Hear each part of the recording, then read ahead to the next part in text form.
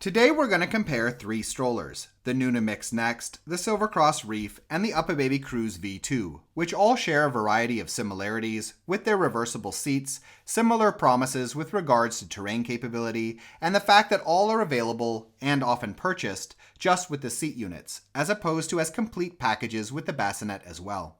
And in this video then, we're going to take each in turn, examining their differences with regards to child comfort, ease of use, longevity, and driving characteristics, before ending with a discussion of which might make the better purchase. And starting off with the Mixx Next, currently sold for around $800, the model clocks in at roughly 13 kilos, with the seat attached, and folds down to 76 by 60 by 42 centimeters. The Mixx Next seat is unfortunately the worst of three in my opinion, as, despite having the positives of being highly adjustable, with both a full flat recline and a good vertical upright position, the canopy hinges are weakly built, giving the canopy a propensity to fall open when driving, and the dimensions are simply too small, with an inside width of only 28 centimeters and a total length of only 78 when using the model's weakly built and sagging leg rest. There is, of course, also a footrest mounted on the front frame, but being bound to using the model forward-facing only, often before the age of 2, isn't exactly the reason one purchases a reversible seat stroller, and also will only save you for so long before the rather shallow and narrow baseboard and insufficient headspace kick into play as well. When it comes to parent comfort, the Mixx Next has a decently accessible shopping basket and an easy folding system, though it's worth noting that it's the only one of these three models that doesn't fold directly into a standing position, which means more bending when lifting it in and out of the trunk. The Mixx Next chassis is generally sturdy structurally, but much bendier than these other models, the result of its somewhat weak central support struts and very malleable suspension, and the handles also looser right out of the box, factors which make the model both noisier and less sturdy and stable feeling when driving. At the same time though, the Mixx Next also has the largest front wheels of the three models, by a little bit anyway, and soft though substantial suspension, which gives it better shock absorption for tackling off-road conditions, despite being simultaneously a little heavy to steer over smoother ground, since the model's apt to bend quite a bit before changing direction. Looking lastly at longevity, though the Mixx Next has the likelihood to loosen the most of these three models over time and be more unpleasant to use as a result, the overall design simplicity of its mechanisms and good manufacturing quality give it more or less the same expected lifespan in my opinion when looking at the potential for more serious wear problems or broken components. Next up is the Reef, sold for a bit over $1,000, which also weighs right around 13 kilos and folds down to a similar 71 by 61 by 30.5 centimeters. The Reef seat shares the Mixx Next full flat recline and good upright position, but has better dimensions, with 30 centimeters in width and 94 in length, using the leg rest.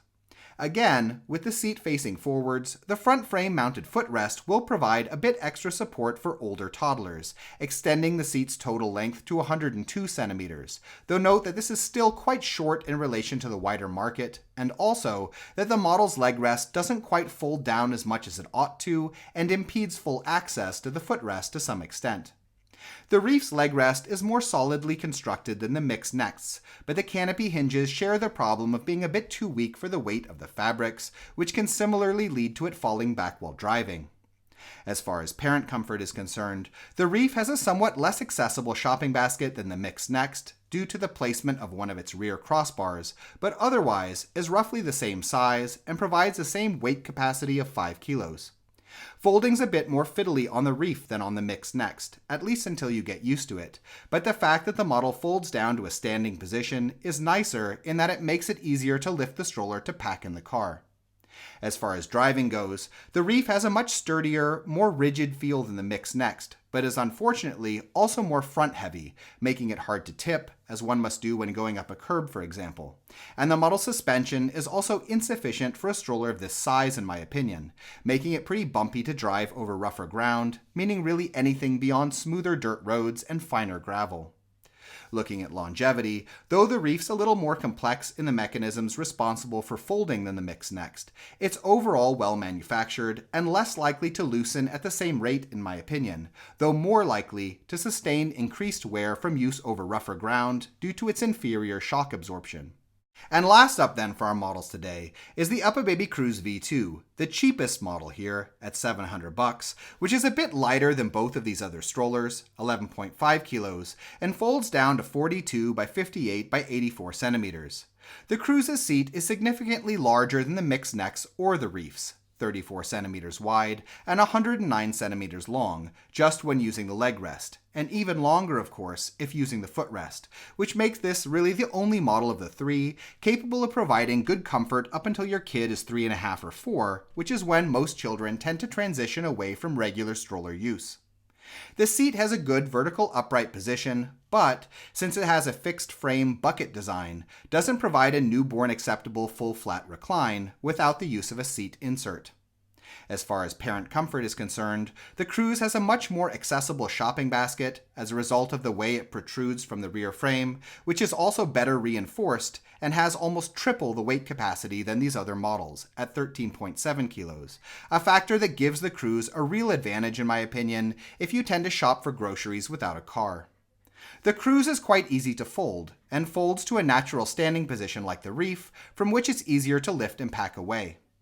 When it comes to the model's driving characteristics, the Cruz has a sturdy, rigid feel, not loose and too bendy like the Mixx Next, while also having incredible shock absorption due to its large suspension-loaded support struts, and thus, while the model's front wheels are slightly smaller than the Mixx Next, roughly on par with the Reef, the Cruz V2 offers the best balance, in my opinion, between good shock absorption for tackling lighter cobblestones, gravel, dirt roads, and so on, while also being comfortable and light to maneuver in smoother conditions as well. When looking at longevity, the Cruz V2 has a simple and sturdy design overall, is well manufactured, and will hold up for at least as long as these other models, without loosening to the point of being unpleasant to use, and with the only real potential problem areas being a somewhat complex brake system and swivel locks that require a bit of lubrication from time to time. In addition, Uppababy has shown themselves to generally provide better after-sales service than either Nuna or Silvercross, with repair services available in many countries and usually keeping spare parts available for a long time after one of their strollers has gone off the market. So which of these is the most worth getting then? It's probably obvious at this point, but my vote is solidly with the Cruz V2, which weighs the least, feels the most comfortable to drive, and has the largest seat and shopping basket. Yes, the Mixx Next might fare a tiny bit better over consistently rough terrain in terms of shock absorption, while being less pleasant to drive everywhere else. And yes, the more adjustable seats of the Reef and Mixx Next may make things a bit more convenient for the first 6 months. But just remember that you're going to be using your stroller for a lot longer than that, and for a lower price, the Cruz V2 simply offers a much better package of comfort and performance features in my opinion in comparison to either of these other models. In any case, we hope you found this video interesting, and if you did, please subscribe, as this sort of support helps us to continue making videos in the future. If you'd like to know more about any of these models, we have standalone reviews for all of them that go into a lot more detail, and links have been added in the description. In addition, if you're currently shopping for a stroller, we have a buyer's guide on our Patreon page which lists a wide range of models that we recommend, with a lot of technical and lifestyle related information. You can find it by following the link in the description as well. Thank you.